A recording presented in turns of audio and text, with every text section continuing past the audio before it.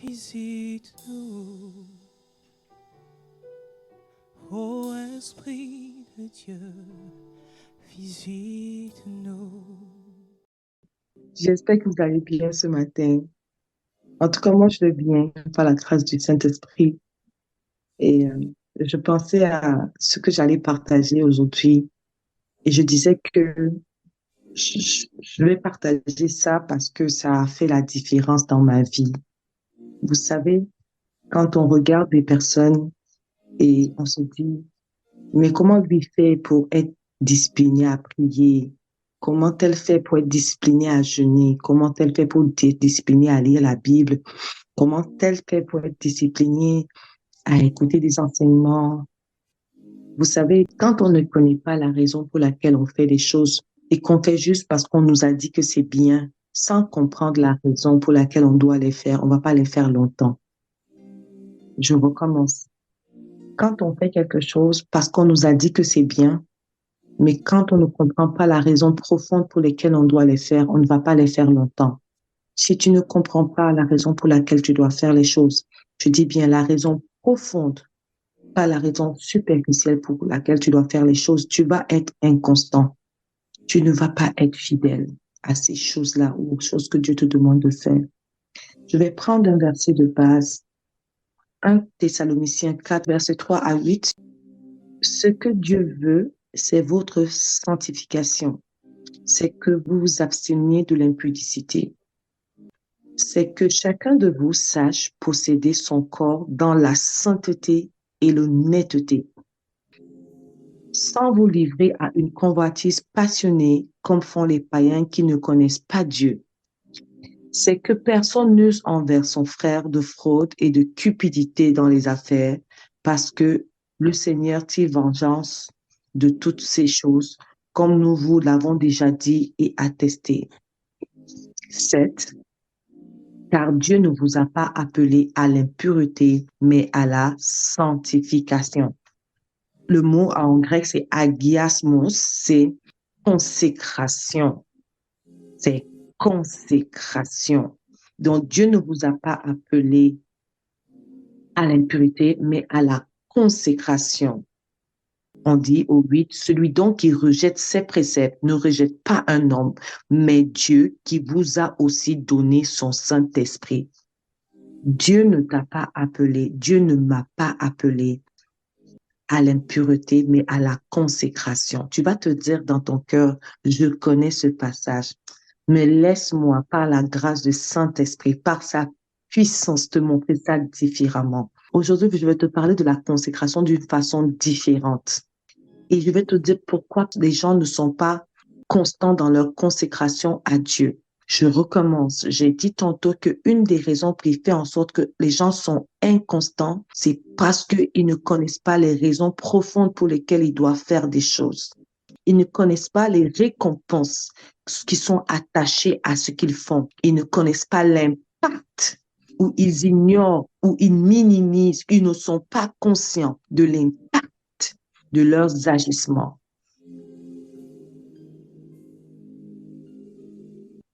Pourquoi tu vas te consacrer?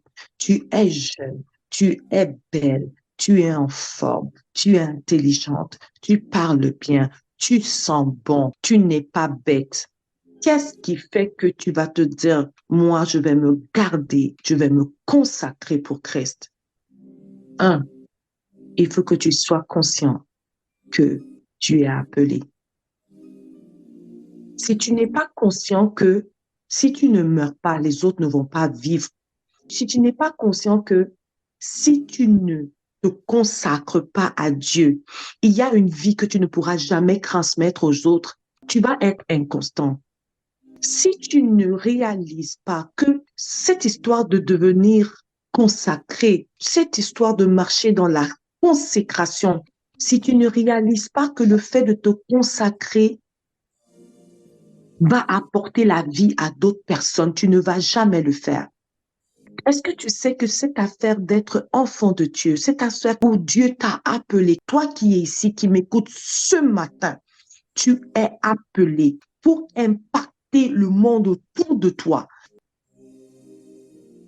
It's just not about you. Il ne s'agit pas juste de toi.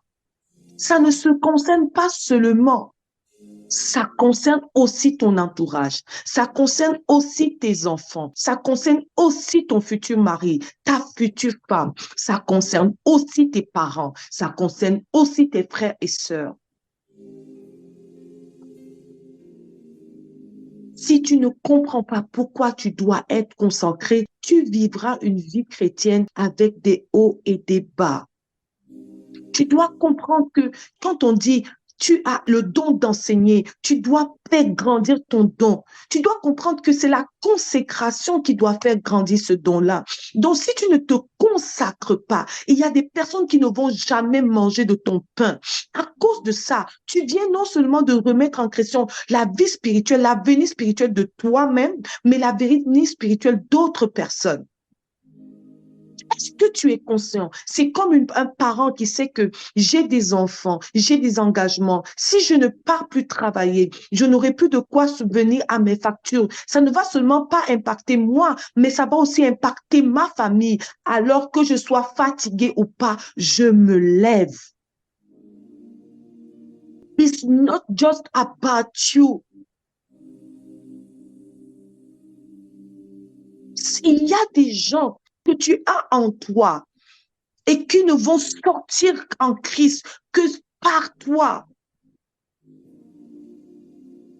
Est-ce que tu te rends compte? Est-ce que tu te rends compte? Ne pense pas que cette histoire, si tu pêches, si tu es inconstant, c'est seulement toi que ça impacte. Non. Ça impacte peut-être une génération entière, une ville entière, un pays entier, un continent entier, des nations entières. Est-ce que tu en es conscient?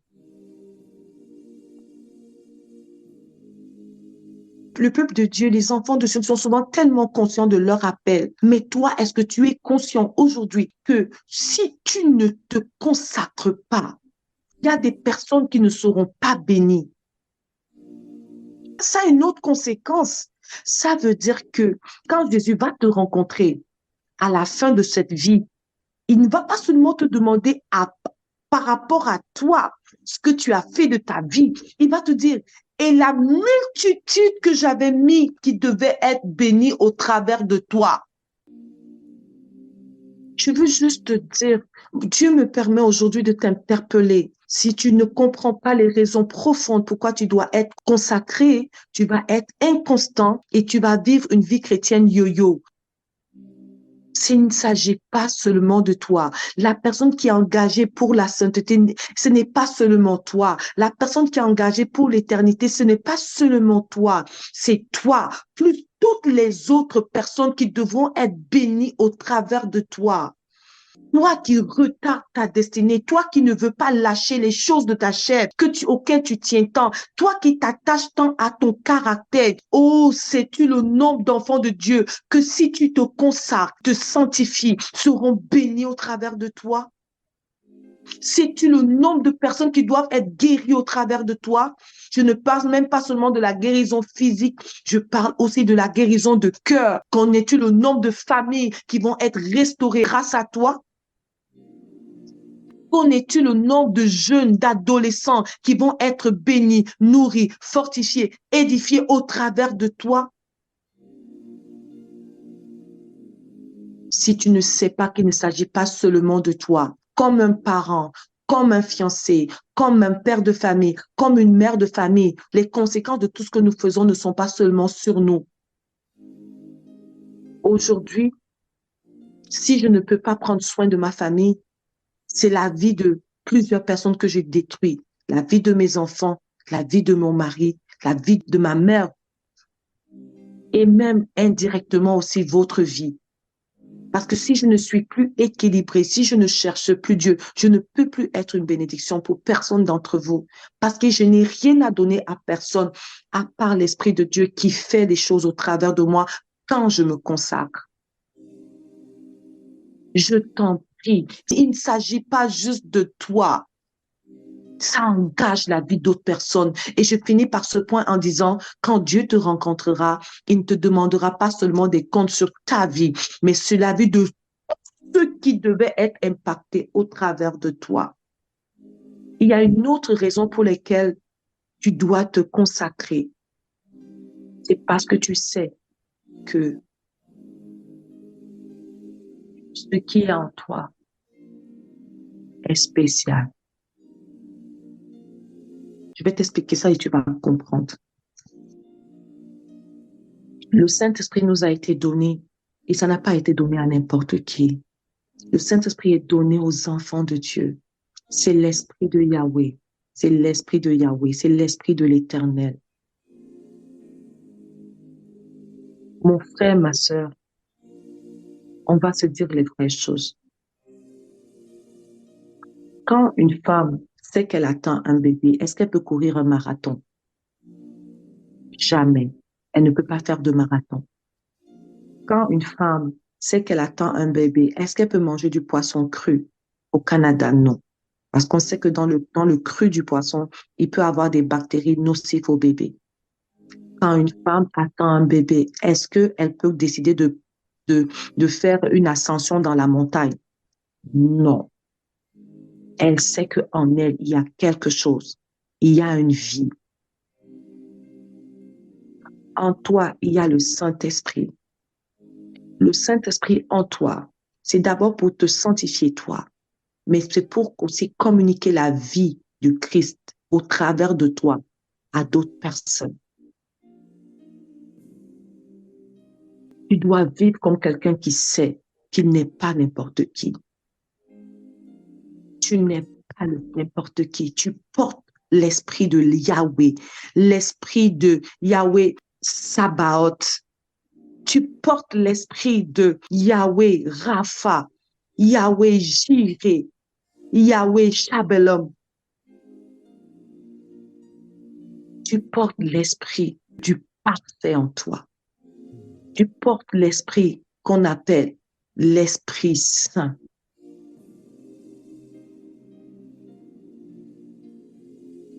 Les hommes vont me dire, peut-être je ne comprends pas. Je vais te prendre l'exemple d'un athlète. Est-ce qu'un athlète qui sait qu'il doit participer aux Jeux olympiques dans une semaine, dans un mois, dans 6 mois, est-ce qu'il mange n'importe quoi? Non. Est-ce qu'il mange n'importe comment? Non. Parce qu'il sait que sinon, l'objectif de sa vie sera impacté négativement. Il sait que si, à cause d'un appétit, à cause d'une mauvaise habitude, s'il se livre à ses penchants, ça va remettre en question le prix qu'il veut remporter. Mon frère, ma soeur, je sais que je parle des choses qui peuvent te choquer, mais permets-moi, s'il te plaît, de te rappeler que ce n'est pas en vain que Dieu t'a appelé. La vie que tu as en toi s'appelle l'esprit de sagesse, le Saint-Esprit, l'esprit d'intelligence, l'esprit de l'Éternel. Tu ne peux pas te comporter comme n'importe qui. Si tu sais que ce qui est en toi est spécial, tu vas te comporter comme quelqu'un qui est conscient de comment préserver ce qui est en lui. Pour une femme, pour ne pas faire de fausses couches, il y a des gestes qu'elle ne fait pas. Il y a des activités qu'elle ne fait pas parce qu'elle veut amener à terme la vie qui pousse en elle. J'aime l'analogie de la femme enceinte. Pourquoi? Parce que le Saint-Esprit, c'est la vie de Dieu en nous. Si nous voulons que cette vie grandisse, si nous voulons que cette vie atteigne son apogée dans notre vie, nous devons vivre pour la conserver, la faire grandir, afin qu'elle jaillisse autour de nous comme des flots d'eau vive. Est-ce que je parle à quelqu'un ce matin? Si aujourd'hui, tu pries beaucoup, demain tu pries moins, je te dis, c'est parce que tu n'es pas conscient de ce qui est en toi. Quand un homme sait que il va bientôt prendre femme, il va l'épouser, il va la mettre dans la maison, vous croyez qu'il peut s'amuser avec son travail? Sinon, comment il va prendre soin de la fille d'autrui? Quand quelqu'un sait qu'il a des engagements financiers, est-ce que vous croyez qu'il va s'amuser avec ce qui doit lui rapporter le minimum pour faire face à ses engagements? Jamais, jamais, jamais. Est-ce que tu sais qu'est-ce qui est en toi? Est-ce que tu sais ce que tu portes? Est-ce que tu connais la valeur de la vie que tu portes? Elle est pure, elle est intense, c'est Dieu lui-même. Est-ce que tu sais que tu es Dieu? Dieu t'a fait Dieu. Je le redis souvent, Dieu t'a fait Dieu pour Pharaon, Dieu t'a fait Dieu pour Aaron. Et si Dieu t'a fait Dieu, est-ce qu'un Dieu se comporte n'importe comment? Est-ce qu'un Dieu se moque? Est-ce qu'un Dieu utilise sa bouche pour calomnier? Est-ce qu'un Dieu prie aujourd'hui, ne prie pas demain? Est-ce qu'un Dieu se consacre aujourd'hui et ne se consacre pas demain? Non, non, non. Si tu es constant, si ta vie chrétienne vit des yo-yo, en haut, en bas, c'est parce que tu passes ton temps à vouloir suivre Dieu parce qu'on t'a dit de suivre Dieu. Tu veux suivre Dieu, tu veux te consacrer parce qu'on t'a dit que tu vas aller au ciel, mais tu ne comprends même pas ce que tu es vraiment. Tu ne comprends même pas ce que tu as vraiment. Tu ne comprends pas qui tu es vraiment. Quand ton prince arrive parmi le peuple, il ne se comporte pas comme un mendiant. Je ne parle pas d'orgueil. Je ne parle pas le fait de se vanter. Oh, je suis la tête et non la queue. Je suis en haut et non en bas. Ce n'est pas de ça que je parle. Je parle d'honorer la vie qui est en toi. Et cette vie, c'est le Saint-Esprit, la vie de Dieu, la vie de Dieu en toi. La parole de Dieu dit que dans Éphésiens 1, verset 4, on dit, en lui, Dieu nous a élus avant la fondation du monde pour que nous soyons saints et irrépréhensibles devant lui. Quand on dit saint et irrépréhensible, toi qui dis que cette vie chrétienne est trop difficile, est-ce que tu sais que tu es appelé à être saint et irrépréhensible? Et si tu te dis, je n'ai pas la force, ma soeur, mon frère, c'est peut-être parce que tu n'as pas l'Esprit de Dieu, peut-être parce que tu n'es jamais rentré dans un baptême par immersion. Peut-être parce que peut-être tu n'es jamais devenu vraiment enfant de Dieu. Peut-être tu n'es jamais vraiment né de nouveau. Parce que quand tu nais de nouveau selon les règles de Dieu, et tu dois savoir, est-ce que je suis né de nouveau selon les règles de Dieu? Quand tu nais de nouveau selon les règles de Dieu, Dieu t'envoie ce qu'on appelle son Saint-Esprit, son esprit. Et grâce à son esprit, tu aimes la prière, tu aimes lire la Bible, tu aimes écouter les enseignements, tu veux te sanctifier, tu veux le connaître. Le sujet d'aujourd'hui, c'est pourquoi nous sommes si inconstants dans le fait d'être devant Dieu irrépréhensible. Pourquoi ma vie chrétienne, pourquoi ta vie chrétienne est si inconstante? Pourquoi tu vis une telle inconstante? Tu ne réalises pas que quand Dieu va te rencontrer, il va pas seulement te juger par rapport à ce que tu auras fait de ta vie à toi, mais ce que tu n'auras pas fait dans la vie de tous les gens qui devaient être bénis au travers de toi. De deux, c'est parce que tu n'auras pas honoré le Saint-Esprit qui est en toi. Tu n'aurais pas su ce qui est en toi, alors que tu te comportes n'importe comment. J'ai pris l'exemple de la femme enceinte qui, parce qu'elle sait qu'elle est enceinte, elle honore ce bébé. Il y a des choses qu'elle ne fait plus, il y a des mets qu'elle ne mange plus, il y a des endroits où elle ne peut pas être. Elle s'assure d'avoir une discipline de vie saine afin que le bébé qui puisse naître soit en santé. Oh, qu'est-ce qui va naître de toi? Est-ce que tu sais que tu le veuilles ou pas, quelque chose naît de toi? Cette chose est sainte ou cette chose est souillée, ça dépend de ta vie. Mais chaque jour, quelque chose naît de toi. Chaque jour, quelque chose naît de toi. Chaque jour, quelque chose naît de ta personne. Qu'est-ce qui naît de toi? Qu'est-ce que tu vas choisir qui va naître de toi ce matin? Qu'est-ce que tu vas choisir qui va naître de toi aujourd'hui? Quelque chose de saint ou quelque chose de souillé? Une vie sainte ou une vie souillée? Parce que c'est ce que tu as que tu vas présenter au monde. C'est ce que tu as qui va impacter les gens autour de toi. Quand tu es une personne querelleuse, quand tu es une personne susceptible, quand tu es une personne rancunière, tu enfantes le mal. Ce qui sort de toi est malsain. Mais quand tu es une personne qui pardonne, miséricordieuse, compatissante, lent à la colère, ce qui naît de toi est sain. Nous choisissons ce qui va naître de nous avec la façon dont nous nous consacrons à Dieu. Qu'est-ce qui va naître de toi? J'espère que je ne t'ai pas trop choqué. J'espère que je ne t'ai pas trop blessé. Si tu as l'impression que mon ton était trop élevé, je m'excuse. Le but n'est pas de te blesser. Le but n'est pas de te choquer. Le but, c'est de te faire prendre conscience de quelque chose. Ce n'est pas juste une question de toi. Il y a des générations, il y a des nations. Est-ce que vous savez qu'une personne est une nation? Il y a des nations qui sont impactées par ta façon de vivre, par tes choix spirituels. Quand tu n'es pas conscient de ça, tu t'amuses avec ta vie spirituelle. Est-ce que tu sais que si tu ne pries pas, si tu ne te lèves pas pour prier, ta mère ne sera peut-être jamais convertie? Si tu ne te lèves pas pour prier, ton père ne se convertira peut-être jamais. Ton frère, ta sœur, ta cousine, ta tante que tu aimes tant, ton cousin, tes enfants, ton mari. Il y a tellement qui dépendent de toi. Il y a tellement de personnes qui dépendent de toi. Il y a tellement de choses qui dépendent de toi. Mon frère et ma sœur, Dieu ne t'a pas appelé à l'impureté, mais à la consécration. Tu n'es pas n'importe qui. Tu n'es pas n'importe qui.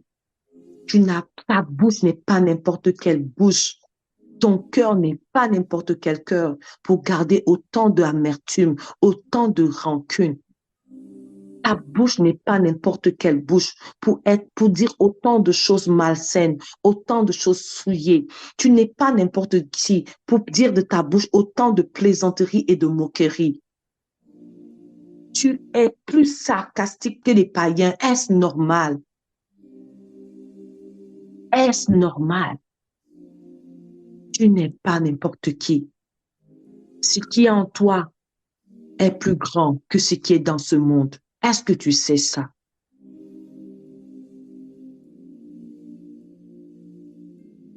Est-ce que tu sais que le Saint-Esprit me pousse à dire ça à quelqu'un? Ton avenir en dépend. Est-ce que tu sais que c'est tes choix d'aujourd'hui qui déterminent tes larmes ou ta joie de demain? Oh, laisse-moi reprendre ça. C'est les choix que tu fais aujourd'hui qui vont déterminer tes larmes ou tes joies de demain.